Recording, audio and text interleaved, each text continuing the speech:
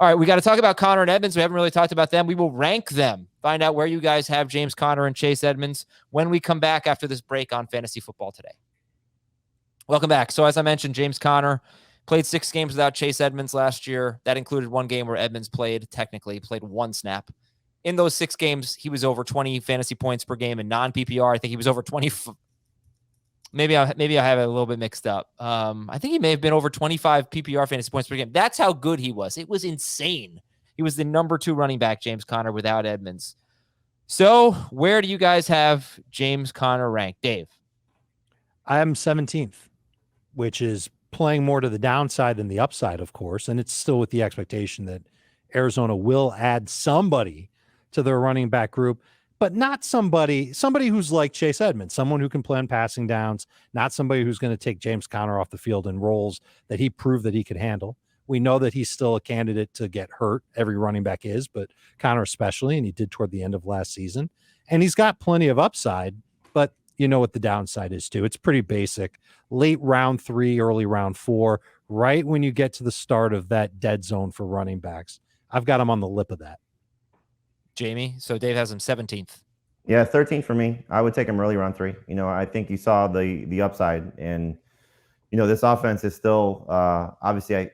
I expect if Kyler is right, if Kyler is not going to be a holdout and shows up and not complaining about his deal, then this offense still has a chance to be special. You saw the production last year. We'll see what they do to add somebody. I think that they're definitely not done, so that's clearly going to be the thing that changes it. But if they don't bring in anybody else and they kind of go with, another retread, or they go with, Benjamin in that second role, James Conner was just ridiculous. And this is a team now that needs pass catchers, and so what he did as a receiver out of the backfield last year, and certainly was underrated from what his time was in Pittsburgh.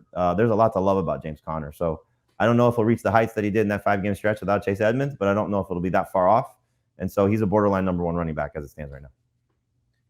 He, though, had only 7 catches in 9 games that Chase Edmonds played. So it was a huge difference. And I assume we're going to have to just watch how this backfield develops. And obviously things are subject to change. What do you make of his yards per carry? Sorry to say it, but it was putrid. 3.7 yards per carry. Mm-hmm.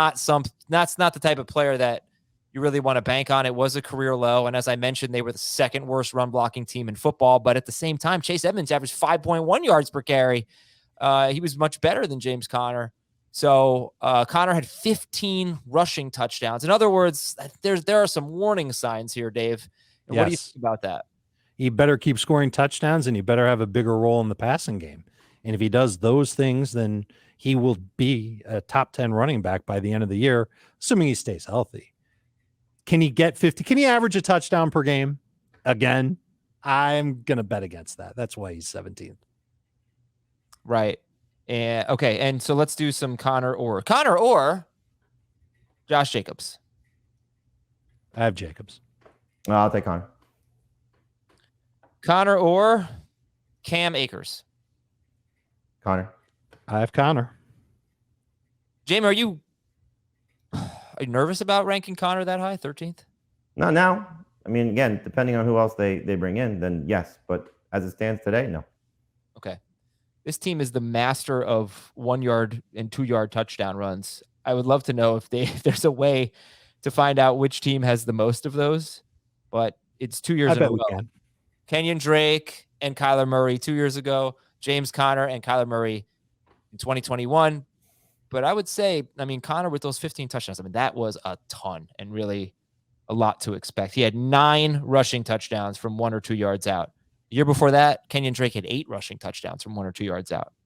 And that's dealing with Kyler Murray, too. It's kind of crazy.